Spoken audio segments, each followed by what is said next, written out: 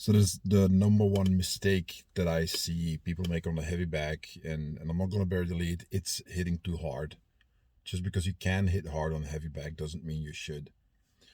To illustrate this, many years ago I was talking to a world champion of kickboxing, and we were discussing technique and this and that, and it was about the leg kick, which is one of my favorite techniques. As you guys know, I wrote a book about it because I like it so much. So very technical discussion, very interesting. And at a certain point, he shows like, okay, so this is the way I do it all the time.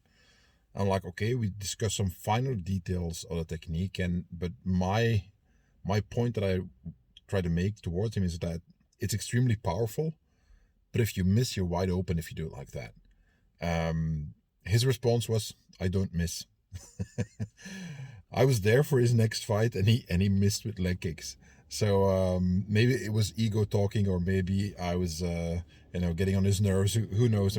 I mean, we knew each other actually relatively well, so it's not like we were friends or anything, but it's not like it was the first time we talked.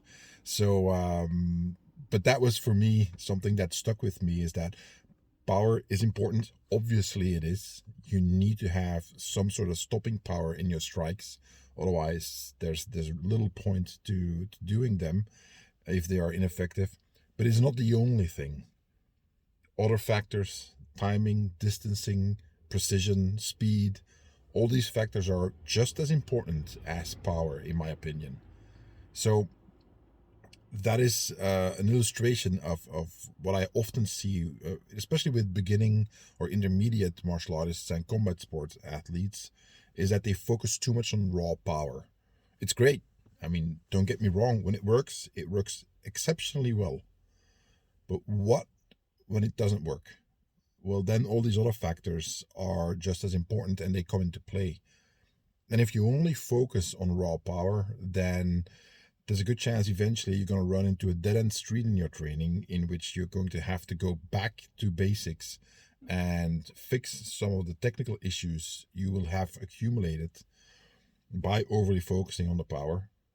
And that's going to be a hard road to follow, because it's difficult to unlearn things and then do them differently, especially if you've had a fair amount of success with them along the way. Because the brain remembers things differently that you ingrain and that you then use in an adrenalized context, whether it's a self-defense situation or a fight in the cage or in the ring. It's difficult to unlearn that stuff. So I think it's better when you train on the heavy bag to actually start focusing on the progression that I've always used, that I learned from one of my first teachers. I think is still valid, and I see used in many other sports, is that you go slow and technical first. You focus on good technique, whether it's shadow boxing, hitting the pads, working with a partner, or the heavy bag. Once you have ingrained proper technique, you start speeding things up. Not focusing on power, just maintaining your speed and your technique, and then adding speed bit by bit, increasing in small increments until eventually you get to maximum speed. And then you start over, proper technique, add speed, and you start adding power.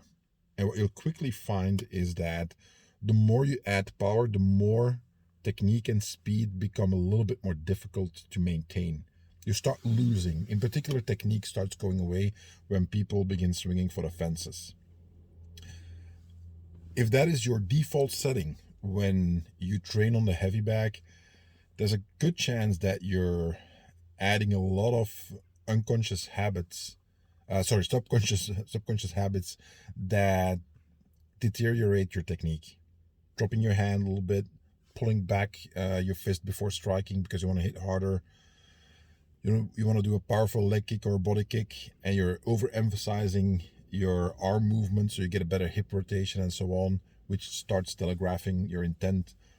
All these little things that add up and accumulate and make it actually easier for your opponent or attacker to see what's coming and use it against you.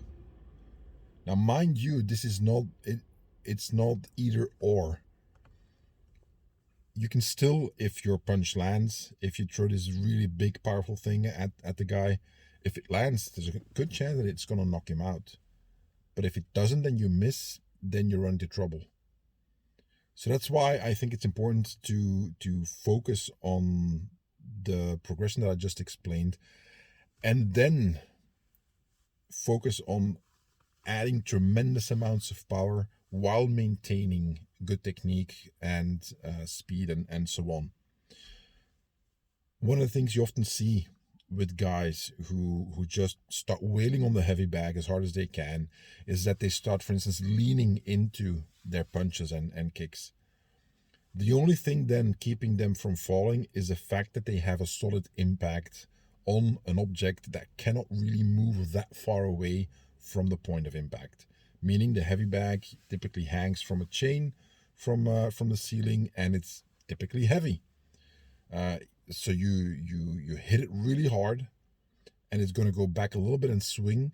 But the fact that it's attached from up top and the gravity is pulling it down is a radically different type of impact than when you hit somebody who's standing in front of you. You throw this big right hand at the heavy bag, and the bag's going to jump and dance a little bit. You throw the same amount of power at a guy standing in front of you. If it lands with the same impact, his head is going to snap back. He's going to move, which means your fist travels through.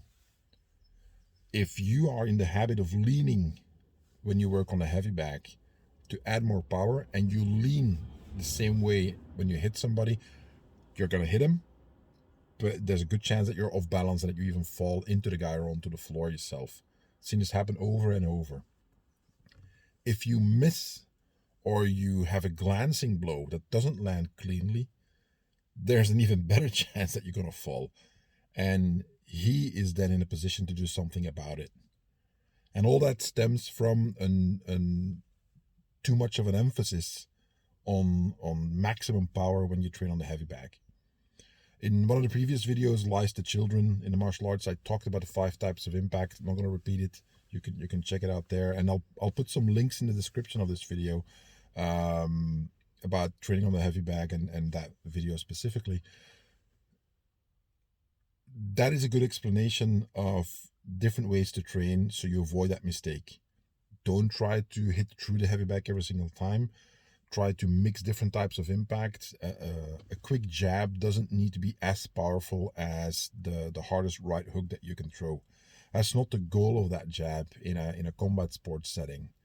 Yes, there's a stiff jab and there's other ways to add power to the jab, but overall, in general, you don't try to knock people out with a jab. Can it be done? Yes, it can be done, but that's overall not how the jab is used. Well, try to apply the same kind of thinking to all your techniques. Use them as a probing device, testing out the guy's defenses. Try to work with them in overspeed is what I call it, is that you go faster, as fast as you possibly can, maybe to the detriment of power at that point. But the goal is not to land the punch, the goal is to make him react. Go as fast as you can so he reacts, and then you land with a second shot and so on. And all these kinds of different tactics and ways of training on the heavy bag combined together, so that when you throw, for instance, in kickboxing or Muay Thai or MMA, you throw a combination jab, cross, lead hook, right leg kick, for instance, is that it doesn't every single punch doesn't have to be a knockout blow. The jab can be really quick, the cross can be maybe a little bit harder, and it could be that it's the left hook that you really want to land to make sure that his weight shifts onto his lead leg, and then you can kick it as hard as you can with the leg kick. So you have different levels of power mixed with speed and technique all together, as opposed to just going all out with every single one. I know some people disagree. I know Bas Rutten, the now retired MMA fighter, I've seen him say in several videos where he talks about everything full power. It worked for him. I mean, it clearly worked for him, but not everybody is like him. So not everyone needs to train the exact same way. And I would make an argument that for many people, not focusing on full power every single time is going to be a lot more effective than the opposite. So that's it. So when you train on the heavy bag, mix different kinds of power, different kinds of techniques, tactics, and so on, as opposed to only thinking about hitting hard, because it might end up biting you in the butt in real life. Okay, that's it. Take care, guys. Bye bye.